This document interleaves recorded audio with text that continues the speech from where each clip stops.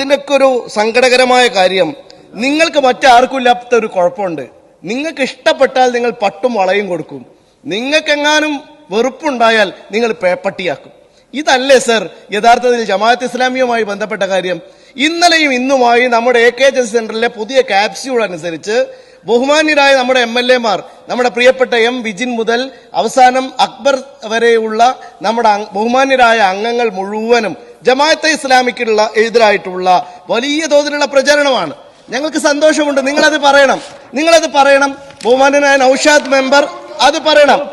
ഞാൻ ഇവിടെ ഉയർത്തിക്കാട്ടുന്നത് ദേശാഭിമാനിയുടെ 96 April 22 തിങ്കളാഴ്ചത്തെ മുഖപ്രസംഗമാണ്. Sir, അതിൽ ജമാഅത്തെ ഇസ്ലാമിയെ കുറിച്ച് CPIM-ന്റെ ഔദ്യോഗിക മുഖപത്രം പറയുന്നു, ഭരണാധികാരത്തിന്റെ മാധുര്യം നൊട്ടി നുണഞ്ഞുകൊണ്ട്, സ്വന്തം ബഹുജന താൽപര്യം മറന്നുകൊണ്ട് ഫാസിസ്റ്റ് മാർക്സിസ്റ്റ് ശക്തികൾക്കെതിരെ മുസ്ലിം ലീഗും അവരുടെ കയ്യാളായ PDP-യും, ഏത് PDP? അവരുടെ കയ്യാളായ PDP ഇപ്പൊ എവിടെയാണ്? അതുകൊണ്ട് നിങ്ങൾ മനസ്സിൽ വെക്കണേ.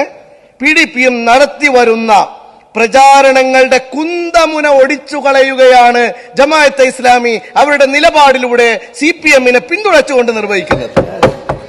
ഈ കഴിഞ്ഞ നിയമസഭയിൽ ആദരണീയനായ നമ്മുടെ മുൻ ആഭ്യന്തര വകുപ്പ് മന്ത്രി ബഹുമാന്യനായ കോടിയേരി ബാലകൃഷ്ണൻ സഖാവ് ഒരു പ്രസംഗം നടത്തുകയുണ്ടായി. ആര്യാടൻ മുഹമ്മദ് അന്ന് അവതരിപ്പിച്ച അടിയന്തര പ്രമേയത്തിന് മറുപടി പറഞ്ഞുകൊണ്ടാണ് അദ്ദേഹത്തിന്റെ മനോഹരമായ പ്രസംഗം. ആ പ്രസംഗം എങ്ങനെയായിരുന്നു സർ? തീവ്രവാദ പേര് പറഞ്ഞ് ആര്യാടൻ ജമാഅത്തെ ഇസ്ലാമിയെ വിമർശിക്കുന്നത് പാർലമെന്റ് തെരഞ്ഞെടുപ്പ് മുന്നിൽ കണ്ടുകൊണ്ടാണ്.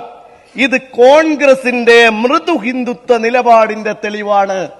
നിങ്ങളിപ്പോ ജമാഅത്തെ ഇസ്ലാമിയെ പിന്തുണക്കുന്നത് ഏത് താല്പര്യത്തിന്റെ, ഏത് മൃദു ഹിന്ദുത്വത്തിന്റെ ഭാഗമായിട്ടാണ് എന്ന് നിങ്ങൾ പറയണം. ബഹുമാന്യനായ നമ്മുടെ മുഖ്യമന്ത്രി അന്ന് പാർട്ടി സെക്രട്ടറി ആയിരിക്കെ 2011 ഏപ്രിൽ 4 വടക്കാഞ്ചേരിയിൽ നടന്ന രാഷ്ട്രീയ വിശദീകരണ സമ്മേളനത്തിൽ ഒരു പ്രസംഗം നടത്തി.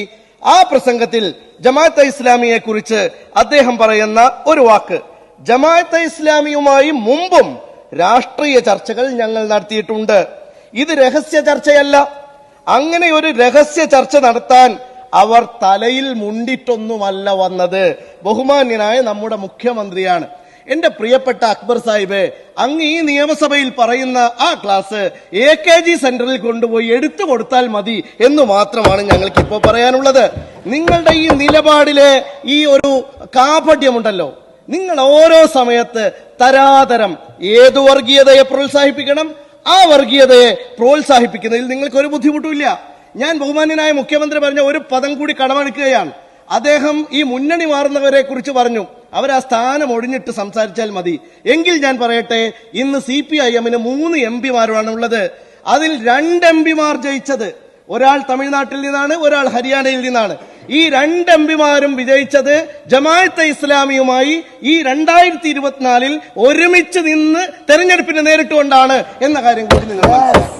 അപ്പൊ ഈ സ്ഥാനമൊക്കെ ഒഴിഞ്ഞതിന് ശേഷം പോരെ ലീഗിനും കോൺഗ്രസിനും നിങ്ങൾ തീവ്രവാദ മുദ്ര ചാർത്തുന്ന ജമാഅത്തിനെ കുറിച്ച് ക്ലാസ് എടുക്കാൻ എന്ന് മാത്രമാണ് എനിക്ക് പറയാനുള്ളത്.